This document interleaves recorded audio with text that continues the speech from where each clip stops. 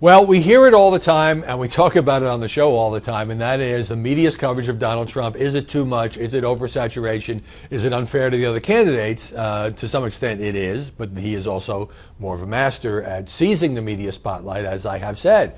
So now I'm starting to hear, what about Hillary Clinton? Because Hillary Clinton, as I wrote the other day, not getting anywhere near the coverage she had gotten just a few months ago.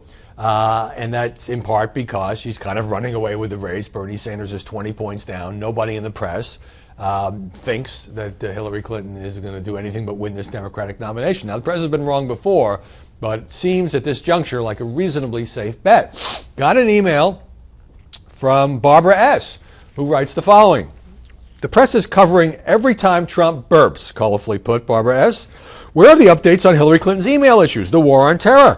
If the media would simply stop covering him 24/7 and cover the rest of the breaking news, we the people would be more informed on the things that matter. Well, first of all, Hillary Clinton's email mess has been covered a lot. It was a story broken by the New York Times, the Washington Post, Fox News, and others have done a lot of digging into this. It's receded a bit because after several months, there hasn't been much new in the way of information or revelations. It doesn't mean that press isn't looking.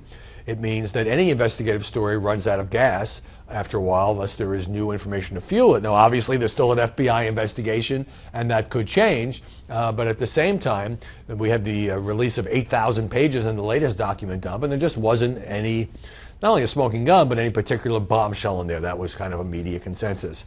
War on terror, yes, we made that point on the show.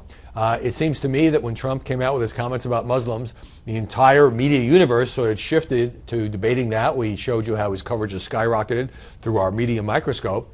And we devoted a whole segment to saying that the coverage of San Bernardino and the massacre there and the general war on terror and the fight against ISIS seems at the very least to have been overshadowed by the Trump coverage. But the one sentence I'm going to take issue with, Barbara, is this notion of if you would simply stop covering him 24/7. It's fine to say that other issues are getting short shrift. Other candidates on the Republican side certainly feel like they're getting short shrift.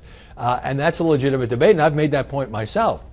But the media are not propping up Donald Trump with all this coverage. They are covering him because he says things that deserve to be covered. He is the Republican front runner, even though he may have slipped a bit in Iowa. He has a huge lead in many other states and nationally over Ted Cruz, Rubio, Carson, and the others. And he knows how to push the buttons that will generate media coverage. That doesn't mean that we are giving him this great gift. It means that he does what every candidate tries to do. He tries to manipulate the media to focus on what he's doing, what he's saying, to set the narrative so that other candidates are responding to him. Every candidate tries to do that. Most of them aren't that good at it. Trump is very good at it. But also, I do think we should be covering Hillary Clinton more, even if she's running away with the Democratic race.